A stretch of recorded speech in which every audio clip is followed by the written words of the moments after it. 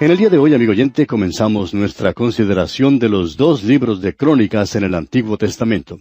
Gran cantidad de personas encuentran estos libros históricos del Antiguo Testamento un poco faltos de interés. Sin embargo, nos alegra saber que muchas de las personas que han estado viajando con nosotros a través de la Biblia han descubierto hasta ahora que ellos son sumamente interesantes. Quisiéramos decir que tanto el primero como el segundo libro de Crónicas son probablemente menos interesantes que la mayoría de los otros libros. Sin embargo, creemos que esta es una porción emocionante de la palabra de Dios. Vamos a pasar de una manera muy rápida por esta sección, más rápido aún que por cualquier otra porción que hemos estudiado anteriormente. Y quisiéramos que usted escuche con atención la introducción que daremos a los dos libros de Crónicas. Estos dos libros de Crónicas y Reyes son muy similares. Muchos consideran a Crónicas como si fuera un duplicado de Reyes. Ambos cubren el mismo período desde Saúl hasta Sedequías. ¿Y no es eso una duplicación? Históricamente ambos analizan el mismo terreno. Bueno, sobre esto permítanos ser enfáticos, amigo oyente, y decir que, en realidad, no cubren lo mismo. Los libros no son iguales. Los traductores griegos llamaron a estos dos libros los de las cosas omitidas. Ese es un buen título, pero no cubre exactamente todo lo que es necesario y no es realmente adecuado. Aquí hay mucho más que lo que se dejó de decir en los otros libros históricos. Este es otro ejemplo de aquello que señalamos al comienzo de este estudio, o sea, la ley de la repetición o la ley de la recapitulación. El programa y plan de acción del Espíritu Santo, al darnos la palabra de Dios, es el de dar mucha expansión a la verdad, el de cubrir gran cantidad de terreno, y luego regresar y hacer resaltar las cosas sobre las que desea hacer una ampliación. Es como si el Espíritu de Dios tomara un telescopio, observar el paisaje para nosotros, y luego toma una sección en particular y la pone en el microscopio para que nosotros la podamos observar. Eso es lo que está sucediendo aquí en estos dos libros de Crónicas. Hemos visto esta ley en acción previamente. Usted recuerda el segundo capítulo de Génesis, repasa los 7 días de la creación y hace énfasis en una sola cosa, la creación del hombre. Para nosotros, eso es importante ya que pertenecemos a esa raza. Y es en eso que el primer libro de Crónicas pondrá énfasis. También tenemos algo similar a lo que vimos en el libro de Deuteronomio. Muchas personas piensan que Deuteronomio es simplemente una repetición de las leyes que fueron dadas. Su nombre, Deuteronomio, significa la segunda ley. Lo que en realidad vimos es que no era una repetición.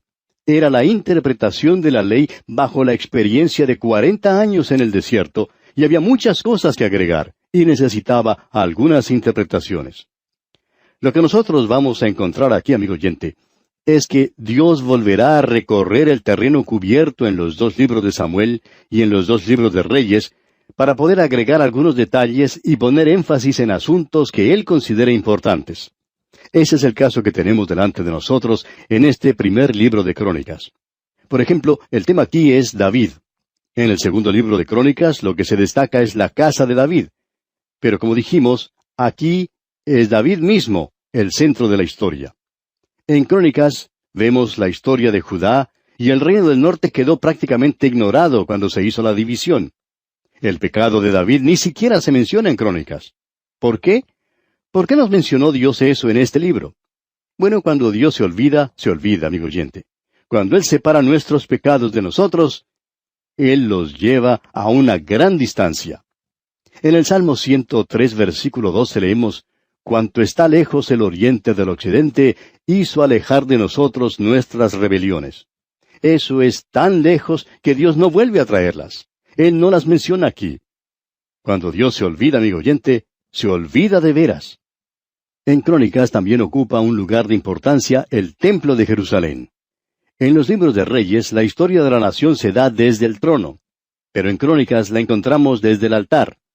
En Reyes, el centro está en el palacio, mientras que en Crónicas, el centro es ocupado por el templo. Vamos a decir algo sobre el templo que no hemos dicho antes. En los libros de Reyes tenemos el relato histórico de la política, y en los libros de Crónicas tenemos el relato de la historia religiosa. Crónicas es una interpretación del libro de Reyes, y ahí la continua referencia a este libro cuando leemos Reyes. ¿Usted recuerda que leímos en Reyes, ¿no está escrito en el libro de las crónicas de los reyes de Israel? ¿Por qué? Porque Crónicas es la interpretación. Reyes nos da el punto de vista humano, mientras que Crónicas nos da el punto de vista de Dios, el punto de vista divino. Al leer los primeros capítulos de Crónicas, usted los hallará muy faltos de interés, pero también se dará cuenta que ahora estamos observando el punto de vista de Dios, y eso es de suma importancia para nosotros y lo debemos apreciar. Quisiéramos que usted notara los primeros capítulos porque aquí no los vamos a leer ya que ellos son simplemente una genealogía. ¿Ha notado usted cómo comienza este libro? En realidad tenemos ante nosotros uno de los pasajes más destacados de la palabra de Dios. Los primeros 9 capítulos contienen estas genealogías, que en muchos sentidos es algo destacado en la palabra de Dios. Preste atención a los primeros 4 versículos de este primer libro de Crónicas. Adán, Set, Enós, Cainán, Maalaleel, Jared, Enoc, Matusalén, Lamec, Noé, Sem, Cam y Jafet.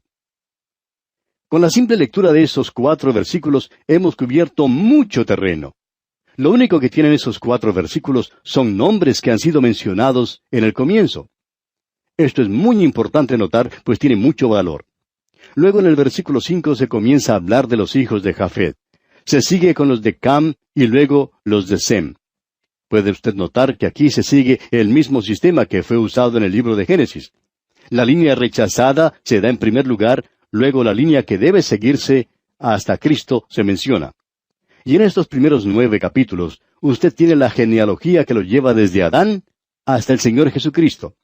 En la genealogía que encontramos en el Evangelio según San Mateo, por ejemplo, tenemos la genealogía comenzando con Abraham y llega a Cristo. En el Evangelio según San Lucas, mientras tanto, comienza con Adán y llega a Cristo. Eso es lo que se enfatiza aquí. Luego se continúa con la línea de Sem, y esa descendencia lo lleva hasta Abraham. Luego vemos que se menciona a los hijos de Ismael, los hijos de Setura, y los hijos de Saúl, los primitivos reyes de Edom, y luego tenemos a los jefes de Edom. En el segundo capítulo se menciona a los hijos de Jacob. Ahora se está siguiendo a Israel. Entonces encontramos la descendencia de Isaí. Este Isaí tuvo un hijo llamado David. Y ahora se seguirá la línea de David, y esa línea de descendencia es muy importante. Ahora en el capítulo 3 usted puede ver que se menciona la familia de David. Y encuentra que él tuvo algunos hijos, de los cuales no sabíamos mucho antes. Ellos no fueron mencionados ni en los 2 libros de Samuel, ni en los 2 libros de Reyes.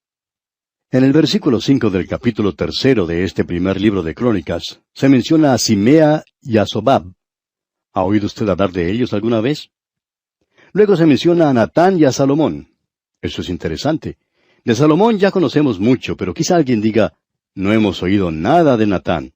Sin embargo, cuando uno lee la genealogía del Señor Jesucristo que se menciona allá en el Evangelio según San Lucas, encontramos que la misma es a través de Natán a David, y no a través de Salomón. Allí es donde usted tiene las genealogías de José y de María mencionadas.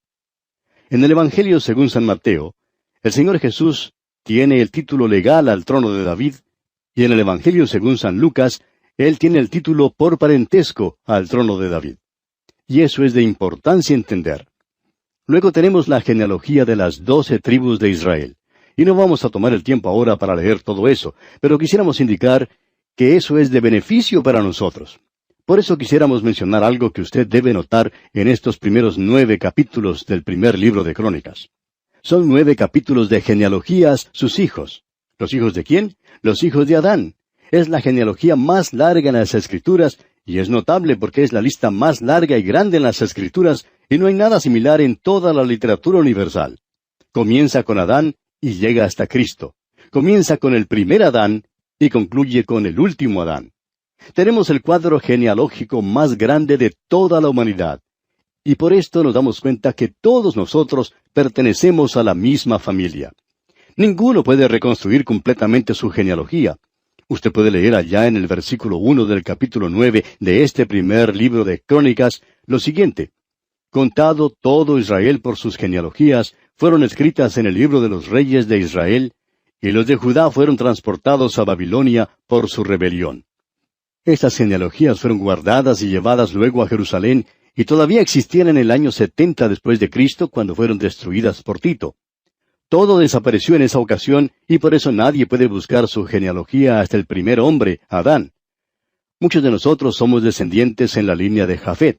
Otros lo son a través de Sem, y otros a través de Cam, y todos lo hacemos hasta Adán. Estas genealogías son notables. Ahora, una de las cosas que se destaca al observar esto, amigo oyente, son las omisiones que saltan a la vista. Caín y su familia, por ejemplo, ni siquiera son mencionados. ¿No tuvo acaso Adán un hijo que se llamaba Caín? Sí, pero no aparece mencionado aquí, porque su descendencia se terminó. Fue destruida con el diluvio, allí se acabó. Hay omisiones en todos los cuadros genealógicos, aún en el libro de Génesis. No creemos que el Espíritu de Dios tuviera intención de darnos todas ellas. Después de todo, las que tenemos son bastante monótonas para leerlas. Es nada más que una lista, un nombre después de otro. Pero este puede iluminar una pregunta importante. ¿Cuántos años tiene la humanidad? Creemos que tiene más de 6,000 años. Creemos que el hombre ha estado en el mundo por muchos años. Pero cuando Dios lo creó, creó a Adán. Era un hombre, no un mono.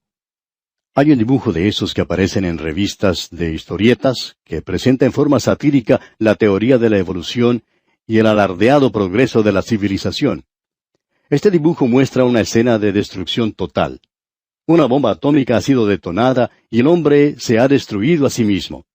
Los últimos vestigios de la vida han desaparecido, con una sola excepción. 2 monos están sentados en la rama de un árbol semidestruido. Allí están ellos sentados contemplando esa escena desolada. Ya no hay más vida sobre el planeta. Debajo del dibujo se puede leer lo siguiente. Ahora vamos a tener que empezar desde el principio otra vez. Amigo oyente, ¿no es eso ridículo? Para comenzar, el hombre no va a cometer suicidio. El Señor Jesucristo dijo que le permitiría eso. Eso si fuera posible para toda la carne ser destruida. Pero Él dijo que esos días serían más cortos, porque Dios no dejará que el hombre haga tal cosa. Ahora, esta genealogía es interesante. No creemos que sea algo cautivante, pero sí es notable. Tiene un mensaje para nosotros en el día de hoy. Es tan inspirado como el mensaje que leemos allá en el Evangelio según San Juan, capítulo 3, versículo 16, y que muchos han llamado la Biblia en miniatura. Bien, hemos andado mucho camino. Volvamos a echar una mirada hacia Adán. ¿Estuvo Dios en lo cierto, en lo correcto en cuanto a Adán? ¿Sucedieron las cosas como Dios dijo que sucederían? La psicología está intentando tabular y clasificar al hombre según su cociente intelectual. Es un recurso mecánico, por supuesto, y clasifica al hombre según sus logros y aptitudes. Viene en un cuadro dividido en varias partes, una de ellas llamada normal. Por un lado, tiene otra que se llama subnormal. Y por el otro, una llamada supernormal o genio. Los medios utilizados por Dios son diferentes. Todos deben entrar bajo su clasificación, ¿y sabe lo que Dios dice? Dios dice que no hay nadie que sea normal. Todos han pecado y están destituidos de la gloria de Dios. Hay 3 hechos universales que deben estar de acuerdo en su relación con el hombre, y no hay ninguna excepción, no hay forma de desviarse. En primer lugar, Adán y todos sus hijos deben morir. Dios le dijo, el día que de él comieres, ciertamente morirás. Ahora, Dios no creó al hombre para morir. Se nos dice que el pecado entró en el mundo por un hombre, y por el pecado la muerte, y la muerte pasó a todos los hombres. En Adán morimos todos. Está establecido para los hombres que mueran una sola vez. Lo que nos llama la atención es que este mundo en el que usted y yo vivimos, amigo oyente, no es otra cosa más que un gigantesco cementerio. David dijo, sigo el camino de toda la tierra. Y todos los caminos nuestros terminan en el cementerio. Aunque ande en valle de sombra de muerte. Ese es el cuadro del hombre a través de la vida. La muerte acecha a este mundo como si fuera un monstruo gigantesco. Ahora hay 3 clases de muerte. Una de ellas es la muerte física. Adán no murió sino hasta cuando tenía 900 años, después de haber comido lo prohibido por Dios, pero él ya había muerto espiritualmente. Eso significa separación. La muerte es separación. La muerte física es la separación del espíritu del cuerpo. La muerte espiritual es la separación del hombre de Dios. Y la muerte eterna es la separación del hombre de Dios eternamente. Y creemos que eso es lo que el infierno llegará a ser. Es un lugar que nunca recibe la vista de Dios. En ese lugar no existen ni las bendiciones, ni la misericordia, ni el amor de Dios. Y ahora note usted que aquí encontramos otra gran verdad. Adán, junto con todos sus hijos, son pecadores. Ese es el cuadro del hombre. Todos han pecado y están destituidos de la gloria de Dios. Y la prueba de ello es que, como bien sabemos, todos mueren. En Adán todos mueren, dice la Escritura. Todos han pecado en Adán. Abraham era una buena persona, pero Abraham era un pecador. Ismael es prueba de ello. Caleb era un buen hombre, un hombre sobresaliente, pero él tuvo sus concubinas. El pecado, amigo oyente, ha separado al hombre de Dios. Él está en una rebelión abierta contra Dios. Se ha apartado, al igual que Caín, de la presencia del Señor. El capítulo 59 del libro del profeta Isaías es un capítulo que todos nosotros deberíamos leer. Si usted no lo ha hecho, amigo oyente, ya lo tendría que hacer. Le aconsejamos que lo haga. En el versículo 2 de ese capítulo 59 dice, «Pero vuestras iniquidades han hecho división entre vosotros y vuestro Dios, y vuestros pecados han hecho ocultar de vosotros su rostro para no oír». Adán y sus hijos son pecadores, separados de Dios. El pecado es un azote, una enfermedad, una plaga. Ha contagiado a toda la raza. Una enfermedad como el polio es mala, pero solo unos pocos tienen polio. La enfermedad del corazón es mala, pero solo unos pocos están enfermos del corazón. También el cáncer es una enfermedad terrible, aun cuando es tan común, solo pocos de la raza humana lo sufren. En cambio, todos, amigo oyente, todos han pecado. Ese es el cuadro que tenemos del hombre en el día de hoy. Y luego, Adán y todos sus hijos obtuvieron misericordia. Enoc fue salvado. ¿Cómo? Por fe. Enoc, recuerda usted, caminó con Dios. Él fue trasladado por Dios, es decir, desapareció porque le llevó Dios. Ahora pensamos que Enoc puede ser uno de los dos testigos mencionados en el Apocalipsis. No deseamos ser dogmáticos en cuanto a eso, porque todos morimos en Adán. Y creemos que Enoc todavía tiene que morir. Y los dos testigos, recuerda usted, mueren. Ahora Noé por la fe fue un buen hombre. Pero él no fue salvo por ser un buen hombre. Fue por fe que Noé hizo lo que hizo. También Abraham fue un buen hombre. Y Abraham creyó a Dios y le fue contado por justicia, dice la Escritura. Porque Abraham era un pecador. Ahí está la clave para el problema del cercano oriente, amigo oyente. ¿Quiere decir que el problema existe porque Abraham era un pecador? Por supuesto que sí. Ciertamente ese es el problema. Fíjese usted, si él no hubiera tomado para sí a Agar, la sierva egipcia, y escuchado a Sara, su mujer, y si no hubiera engendrado a Ismael, no habría árabes en el mundo. Pero como puede ver, amigo oyente, ese era el problema, el pecado. Luego tenemos a David, un gran hombre de Dios. Pero todos estamos de acuerdo que él era un pecador. Hay una gran excepción en todo esto, y es el Señor Jesucristo. Él no tenía que morir. Él dijo, «¿Quién de vosotros me redarguye de pecado?» Y nadie le podía acusar. Allá en el Evangelio según San Juan capítulo 10 versículos 17 y 18 leemos, «Por eso me ama el Padre, porque yo pongo mi vida para volverla a tomar. Nadie me la quita, sino que yo de mí mismo la pongo. Tengo poder para ponerla y tengo poder para volverla a tomar». Como vemos, amigo oyente, el Señor Jesucristo es la única excepción. Se nos dice en la Biblia que Dios es rico en misericordia. Eso es lo que dijo el apóstol Pablo en su epístola a los Efesios. Y según el apóstol Pedro escribe en su primera carta, capítulo 1, versículo 3, su misericordia es grande, abundante. Nuestro Dios ha hecho posible que los hijos de Adán puedan obtener su misericordia. ¿Ha recibido usted, amigo oyente, la misericordia de Dios? Está allí para usted. Esto es parte del mensaje que encontramos en los primeros capítulos de este primer libro de Crónicas. Tenemos la genealogía, la familia de Adán, y usted y yo estamos allí. Todos pertenecemos a la misma raza, todos hemos caído, todos somos iguales, todos hemos nacido en el mismo nivel en un sentido, por cuanto todos pecaron y están destituidos de la gloria de Dios. Y la salvación es para toda la humanidad en este día. Esta genealogía es una cosa gloriosa en realidad, ya que es la genealogía de todo el globo terráqueo. Y aquí vamos a detenernos, amigo oyente, porque nuestro tiempo una vez más ha tocado ya a su fin. Continuaremos, Dios mediante, este estudio del primer libro de Crónicas en nuestro próximo programa. Le invitamos a sintonizarnos. Será pues, hasta entonces, que el Señor le bendiga en gran manera, es nuestra ferviente oración.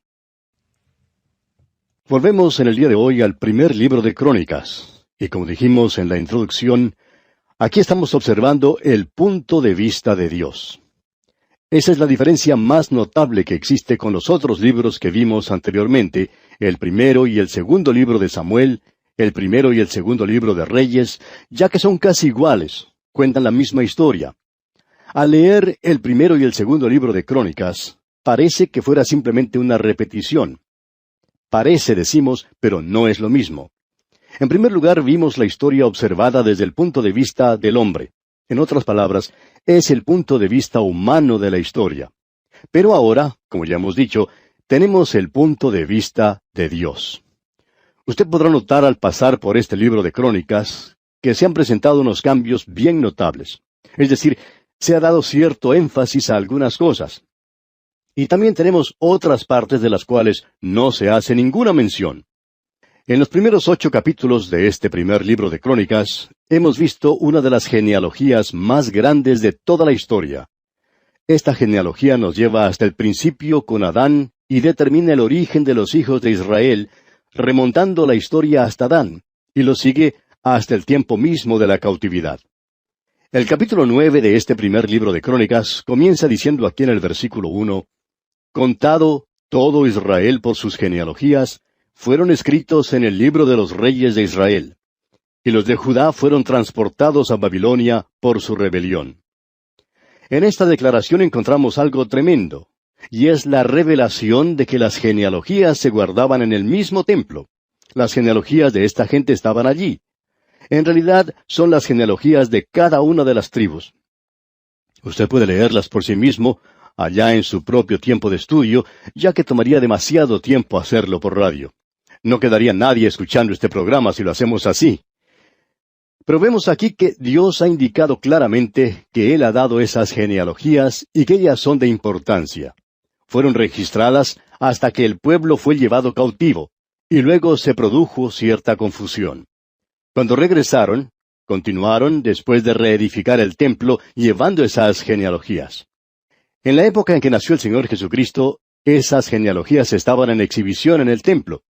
Usted podría haber entrado al templo y haberlas revisado. Puede estar seguro de una cosa. El enemigo en esos días fue al templo y revisó las genealogías.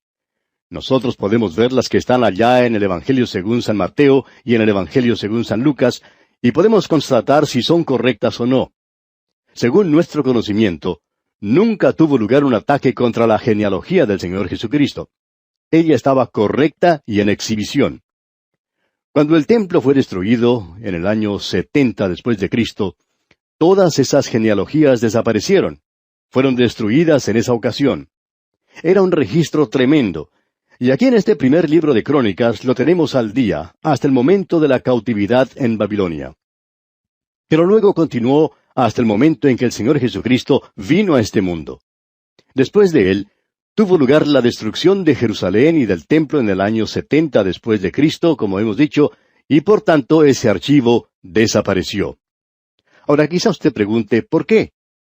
Bueno, Dios tenía interés en darnos a conocer la familia del Señor Jesucristo. Tenía interés en hacer las cosas bien claras en cuanto a que Él era un hombre entre los hombres. Él vino en la línea o linaje de Adán, y Él es el último Adán. No habrá ningún otro, no habrá un tercer Adán. Él es la cabeza de la última familia. Hay solo 2 familias, la familia de Adán, y esa es una familia perdida. Usted y yo pertenecemos a esa familia. No nacimos en este mundo como personas bellas y dulces. Nacimos como pecadores, amigo oyente, separados de Dios, sin capacidad para Dios. Eso es algo muy obvio, ¿no le parece? Lo podemos ver alrededor nuestro. En China, por ejemplo, ¿están ellos buscando a Dios? Si lo están haciendo, seguro que no lo han encontrado todavía. Tampoco lo han encontrado en la India. Ellos veneran a las vacas en ese país. El hombre ha hecho una figura de Dios en todos los cuadros con los que ha intentado representarlo. Y se nos ha dicho que no debemos hacer imágenes de Dios. Esa es una de las cosas que Dios le enseñó al pueblo de Israel. Pero esta gente se separó de Dios, y ahora toda la familia humana está en la misma condición. En Adán todos mueren, dice la Escritura. Y usted y yo, amigo oyente, pertenecemos a esa familia. La perspectiva que tenemos en Adán es muy triste. Pero tenemos una esperanza en el Señor Jesús, y Él es el último Adán. Él es el segundo hombre, porque el Señor hará muchos hombres en esta nueva familia, la familia de Dios. Y esa genealogía tiene su origen en aquel que es nacido del Espíritu. Usted puede decir hoy, vine a Cristo y me salvó. Él es mi Salvador, y el Espíritu de Dios le ha hecho algo real en mí. Él es mi Salvador. Si usted, amigo oyente, puede decir eso, entonces usted pertenece a la familia del último Adán, y esa es la familia en la cual hay vida. Él nos da la vida. Él dijo que eso fue lo que trajo. Él dijo, yo soy la vida. También dijo, yo he venido para que tengan vida, y para que la tengan en abundancia. Esto no solo es existir. No es uno de esos viajes provocados por la marihuana o cualquier otra de esas drogas, sino un viaje real, verdadero. En realidad, es un viaje que culminará en un viaje al cielo, a su propia presencia. Él vendrá y llevará con él a los suyos. Es por estas razones que acabamos de mencionar que esta tremenda genealogía está en los primeros capítulos del primer libro de Crónicas, y es algo espléndido. Tenemos en el resto del capítulo 9 el énfasis puesto en la tribu de Leví. En el versículo 2 vemos algo concerniente a ello. Veamos este versículo 2. Los primeros moradores que entraron en sus posesiones en las ciudades fueron israelitas, sacerdotes, levitas y sirvientes del templo. Quiere decir que el primero de los israelitas pertenecía a la tribu de Leví. Primero los sacerdotes, los que estaban al servicio de Dios, luego los levitas. No todos los miembros de la tribu de Leví servían en el sacerdocio, en realidad la familia de Aarón. Y luego encontramos que éstos se hallaban en el servicio. Ellos preparaban las ofrendas, tenían muchas cosas que hacer en cuanto a los ritos que tenían lugar, y eran en cierto sentido los que cuidaban el templo. Luego tenemos a los sirvientes del templo. Estos pueden haber sido esclavos. Siempre ha existido la duda de si los israelitas tuvieron o no esclavos. Creemos que sí los tuvieron, aunque no de sus propios hermanos. Eso fue lo que llegaron a hacer los gabaonitas, por ejemplo. Fueron usados en el servicio del templo. Para hacerlo más claro, diremos que eran los que tenían a su cargo la limpieza del lugar. Barrían, le daban brillo a los vasos de cobre o bronce, etc. Ellos eran los sirvientes. Su familia es mencionada, y ellos eran, pues, los sirvientes. Ahora, en el versículo 33 de este capítulo 9 leemos, también había cantores, jefes de familias de los levitas, los cuales moraban en las cámaras del templo, exentos de otros servicios, porque de día y de noche estaban en aquella obra. Se cantaba continuamente, y los cantos eran dirigidos por uno de los levitas. Yo estoy seguro de una cosa, si yo fuera israelita, estoy seguro que no pertenecería a la tribu de Leví porque, bueno, no puedo cantar. Pienso que ellos llevaron la música a un nivel muy alto. Luego tenemos algo significativo al final de este capítulo, y es la descendencia de Saúl. Se menciona la familia de Saúl y la de su hijo Jonatán, y eso es algo notable. Él fue rey por solo un breve período de tiempo.